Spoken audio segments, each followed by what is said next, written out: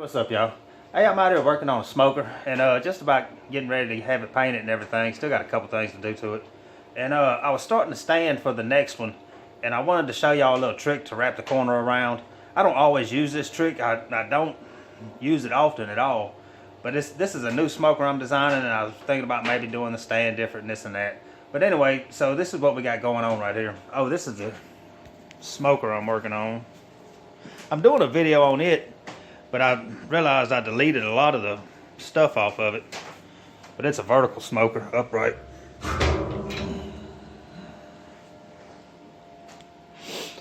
But anyway, I still have some of the video on it when it's all said and done. But this is what I'm doing here. I got some of it laid out already. And I need a 24 by 24 square. It's gonna be the same as this right here, basically. It's the stand for a smaller version of this smoker. This is a 24 by 24 upright. It's going to be a 20 by 20 upright. To make it a little smaller, it's going to be shorter. Only have a couple less racks maybe. It's just a smaller version. So anyway, I was thinking about doing this different. And typically, what I do on most stuff, the quick and easy way, I mean, like most people do, a lot of stuff I do 45 it and put it together like that. But on the stands, this is typically what I'm going to do because it's quick, it's easy. It's just one of the easier ways to do it. But anyway, this is what I'm going to do. I'm going to wrap it this time. I could 45 it, I don't really want to. This is just a little trick to make it go to fit up like this and then to go across there like that. And it's not hard at all to do. You just have to cut your pieces different, or a couple pieces different, and then fit it up. And this right here is actually what you want to put in there. Same size tubing, but it'll fit in there and wrap that around. It's really not very hard to do. So anyway, like this is a 24 by 24. To do it the typical way that I would have done it like that, I would have had to cut this piece at 21 because this is 1.5 inch square tubing.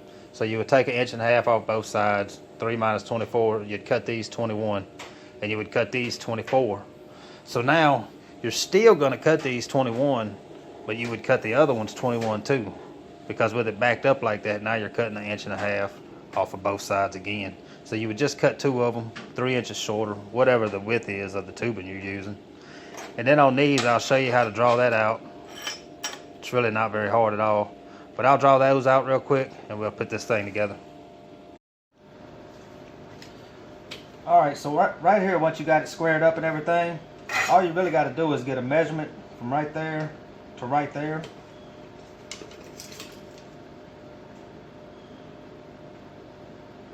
Which comes out to about just under 2 1/8, about 3/32, I guess. And then get you a piece of tubing, already 45, the ends on it, so I can get 2 pieces. But all you got to do is take that, make you a mark at your measurement. Mine's right under 2 1/8, so I made it right there. And then 45 it back from your mark. So you'll end up, it's not all the way. You don't want to go to that point right there because that's going to make it too big. You'd be out there. But come from your mark, 2 1/8. It's going to be different on different size tubings. And 45 it right there. I did both sides so I can get 2 pieces out of it. And so I'm going to go ahead and cut those out and we'll start putting this thing together.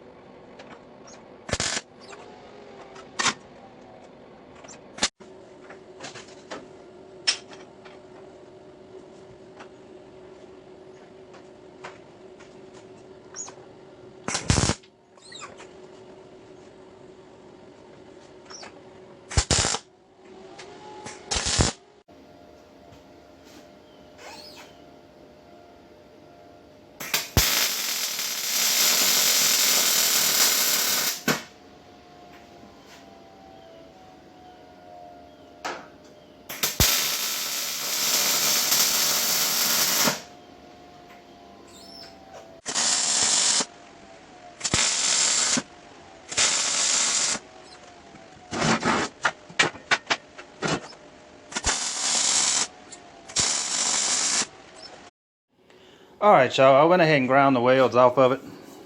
For what I'm doing here, I need the welds off because the leg is going to weld on one side. Wheel mount's going to weld on the other side, so I need it to be pretty flat right there. But depending on what you're doing, I mean, especially if you got a thicker gauge tubing where you can really try to bevel it down and lay the weld flat in there, then you really, depending on what you're doing, you don't have to grind them out. I just did because I needed to on these. But that's what you're finished with right there. I mean, it does give it a nice look. One thing about doing this, if you're thinking about doing it to something, it does take more time. I mean, as I had showed before, just button those ends up, that don't take hardly any time to do that. But when you're doing this, you got to fit them up, especially if you're taking the welds down. It's going to take a little while. It's going to take longer than 45, and it just left the welds in the middle right there. But yeah, that's it. It's a good way to close it off if you need to keep water out of it. It's just a different way to do it. So anyway, that's just a quick little trick. So that'll do it on this one, man. I got several videos coming. Like I say, I got one on this smoker right here. A partial video. I deleted a lot of it.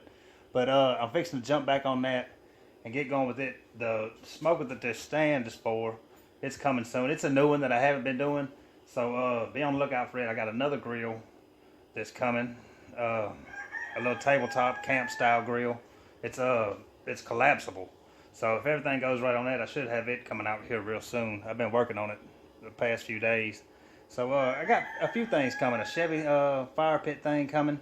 A few of them. So y'all be on the lookout for that. If you're new to the channel, please like and subscribe, and y'all come back for the next one, and we'll see what's going on.